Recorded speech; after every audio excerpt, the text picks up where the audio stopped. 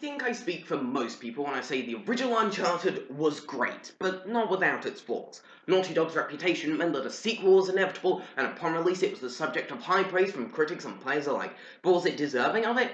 Well, let's find out by taking a look at what is considered one of the greatest games of all time, Uncharted 2, Among Thieves.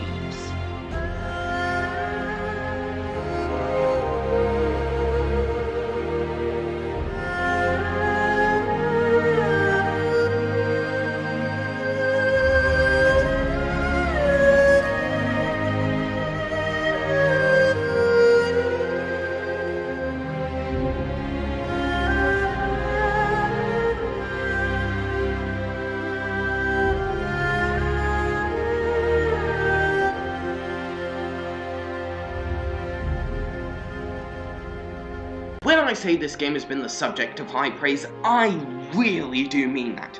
It received tons of perfect scores, it was nominated for plenty of awards, even winning Game of the Year. Many regard it as one of the best games ever made, and is most people's pick for their favourite Uncharted game. With all that acclaim in the air, the question remains, is it actually any good? After what I just said, then obviously it's yes, but what do I think of it? Let's waste no more time in finding out. So the game begins... Oh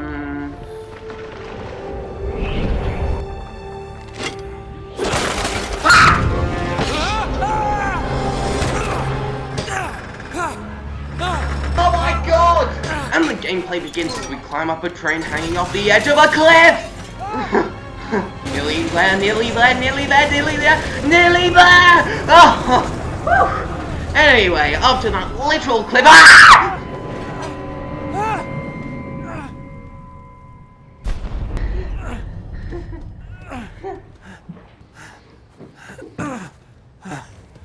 After that literal cliffhanger opening, we're then taken back 4 months earlier where we see Nate reunite with some old friends who plan to steal an oil lamp, which apparently has a clue to the whereabouts of Marco Polo's lost fleet.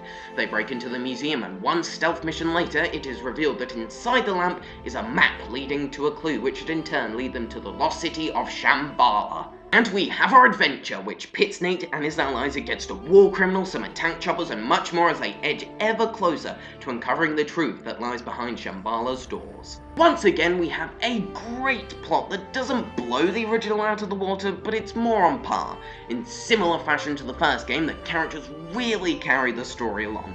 Nate, who is just as likeable, now has 2 love interests. Elena returns, but the new girl on the block is Chloe. The Uncharted universe is answer to Megan Fox, and she's a good new addition.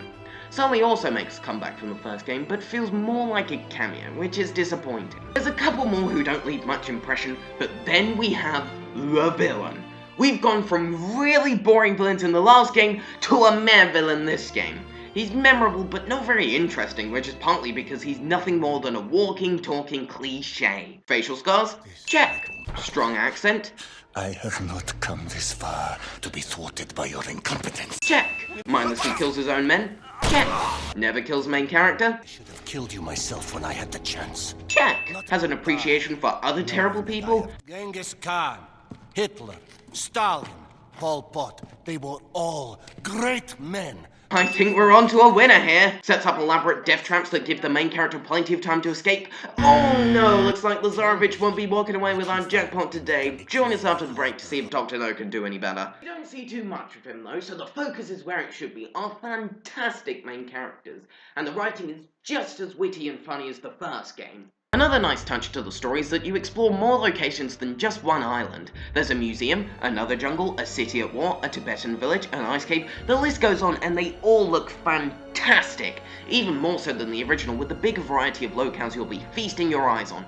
But great visuals don't mean much if you're not doing great things in said locations. Even though the first game was fun, it was far from perfect, so the sequel definitely needs some new refinements. So let's see what we've got. Let's start with the puzzles, which are better than last time. None were particularly challenging, but I enjoyed them a lot, and there's only a few, so they feel rewarding when you get one to solve after some big platforming or shooting section. Speaking of which, the platforming. It's the same deal as before. The only real complaint I had towards it the last time was that there were times when I wasn't sure what I could actually grab onto. And I would be lying if I said they fixed that problem. In fact, it's a little more common this time around. A little more accurate complaint would be that I just couldn't tell where I was supposed to go, and this happens frequently enough that I felt it was worth mentioning. But the platforming itself remains really fun, and it's a lot more creative, especially in this section. It's just as satisfying as the first game, but with a couple more hiccups this time around that isn't necessarily tied to the platforming itself, but more just moving through the area. Besides that, the platforming is as thrilling as before. The shooting. The first game's gunfights got very repetitive, so does the same stand true for its sequel? Well... not really! There's only a couple of times where it felt like a shooting encounter came too soon after another, but it's overall better paced and much more fun. But what makes it so much better than the original? There's many reasons. First off, as I said, it's much better paced, which probably doesn't make a whole lot of sense, so let me explain. There were times in the original where you would just take a few steps and there was another room of enemies. Here, there's almost always a platforming section before you get back into the action, and they're usually a good couple of minutes, sometimes a whole lot more than that, allowing some breathing room in between racking up an impressive kill count, which I definitely need from time to time. Next, the stealth is a lot better than I remember. Actually, I take that back. There's only one chapter where it's outright required and you have to start over to get seen, and this got especially annoying on this part. Damn it.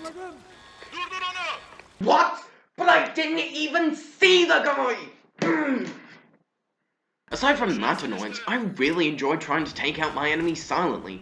But I only took out one, maybe two areas without being seen, and they were early on, and the levels weren't really designed with it in mind. It's still really fun and very useful to take out a few enemies quietly before going all out. It's very simple, you just go around breaking necks as you do, and then there's the AI. At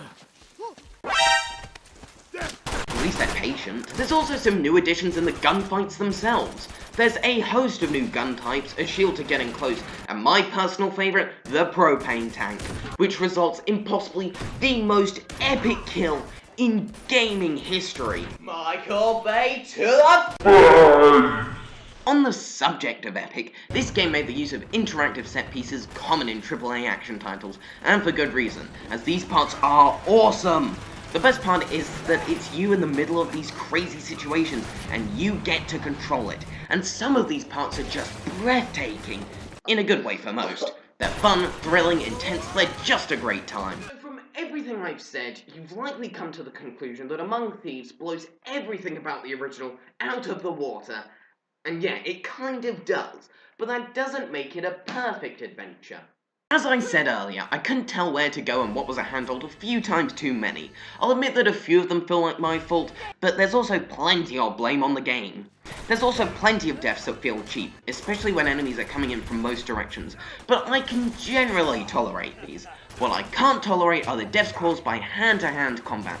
It's a decent system, but when I'm out of ammo, and the game forces me out of cover to fight some guy whilst I'm getting shot at with no means of escape, it can be frustrating! Ugh. Also, I don't know if it's the PS remaster's fault, but the game's a lot glitchier than I remember.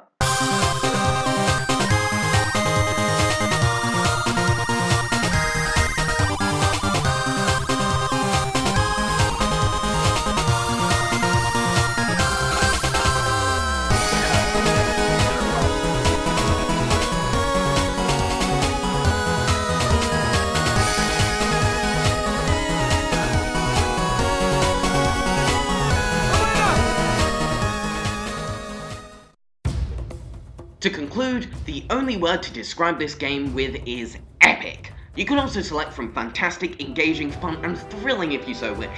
From the incredible opening, it's clear this is going to be a hell of a ride, and it stays that way right until the credits begin to roll.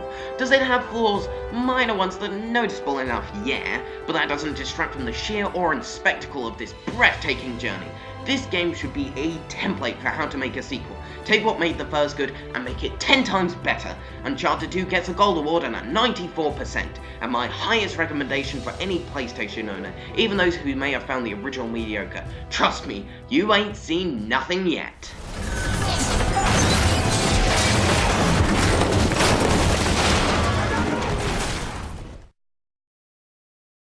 Oh god, he's got an RPG! Spin out of here!